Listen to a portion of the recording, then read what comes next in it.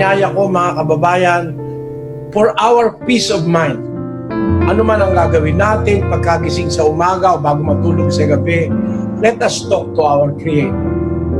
He miss us all talking to Him.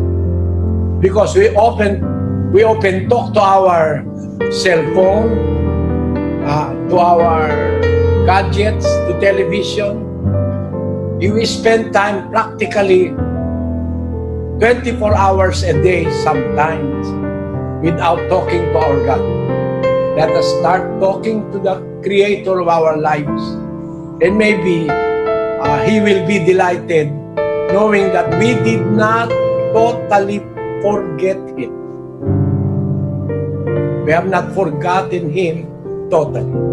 Meron pa rin mga tao na naniniwala sa Kanya, maasa sa Kanya. Pakita natin mga kapatid. As Filipinos, tayo isang bansa whose God is the Lord. At nakakita tayo ng milagro mula sa Diyos.